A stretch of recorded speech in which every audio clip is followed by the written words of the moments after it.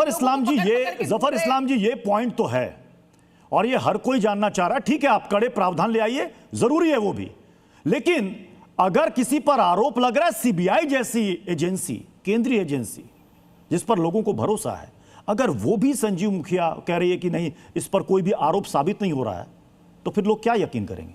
आप बना दीजिए 10 करोड़, क्या 20 करोड़ कर दीजिए आप। नहीं, देखिए 10 करोड़ का मामला नहीं है, 1 करोड़ का मामला नहीं है। दंडित करना जरूरी है। दंडित करने के लिए जो है उसके प्रावधान कड़वे होने चाहिए, कड़े होने चाहिए, बड़े होने चाहिए, इसलिए दंडित करने। लेकिन मैं तो कहता हूं कि अगर ऑपोजिशन के leaders, member of parliament, honourable member of parliament जिस पार्टी के भी है, अगर उनमें कोई भी सुझाव देने की क्षमता है और वो समझते हैं कि उनके सुझाव से ये फायदा होगा, देश के बच्चों के भविष्य को सुरक्षित रहेंगे, तो मैं तो उनसे आग्रह करूंगा कि आइए, जो बच्चे कुछ आपके महिलाओं के बीच में बोलना छोड़ दीजिए। पहला सुझाव ये है आपको। अरे भाई, बीच में आपके बीच में बोलिए, आप महिलाओं के बीच में, प्लीज बीच में नहीं, बीच में नहीं, प्लीज मैं करूं? आप अभी कर रहे प्लीज झूठ का अड्डा, प्लीज बीच में ना जेपी नड्डा ने बोला था ना ट्यूसडे को आएंगी टाइमलाइन। प्लीज बीच में ना बोलो, प्लीज बीच में ना बोलो। अपने बारे में जरा बताएं कि भाई बहुत झूठ। मैं अनुमा जी आपके पास आ रहा हूं, उसके बाद विवेक सर मैं आपके पास भी आऊंगा जल्दी से। अनुमा जी एक सेकंड, अनुमा जी को लाइएगा। अनुमा जी, राजस्थान सरकार ने जिस वक्त अशोक गहलोत मुख्यमंत्री थे उस वक्त भी पेपर लीक को लेकर सरकार ने गंभीरतापूर्वक विचार किया और वहां बहुत ही कड़ा कानून आया, प्रावधान भी कड़ा था। उस वक्त यह कहा गया कि ऐसे प्रावधान जरूरी है, और आज क्यों आपको ऐसा लग रहा है कि इन प्रावधानों से कुछ नहीं होगा?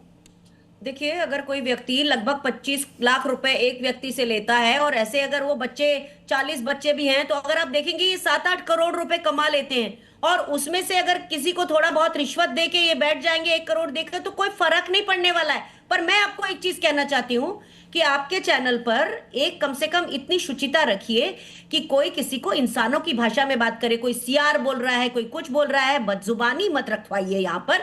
मैं एक चीज कहना चाहती हूं, सोनिया गांधी जी का बड़ा बड़ा नाम लिया, 24 तारीख का सोनिया जी का एक आलेख है, उसे पढ़ लेना चाहिए। उन्होंने कितनी अच्छी बातें की हैं। उन्होंने कहा है कि शिक्षा सुधार को राष्ट्रीय प्राथमिकता बनाया जाए, और कैसे करना है, कैसा संरचनात्मक सुधार हो, वो उस लेख में लिखा है। क्या पढ़ने से कोई गुरेज है? उन्होंने कहा है सार्वजनिक शिक्षा में निवेश बढ़ाइए, बजाय आप प्राइवेट जो है उसके ऊपर, आप प्राइवेट यूनिवर्सिटी के ऊपर ज्यादा ये कर रहे हैं। आप अपनी स्वायत्त संस्थानों को लोन लेने के लिए प्रेरित कर रहे हैं, वो भी गलत है। फिर उन्होंने परीक्षा प्रणाली में व्यापक सुधारों की बात की है। एनटीए जिसे बिना संसदीय परंपरा के बनाया गया, बिना प्रक्रिया के बनाया गया, कानून लगा के नहीं बनाया गया, उस पर उन्होंने बात की है।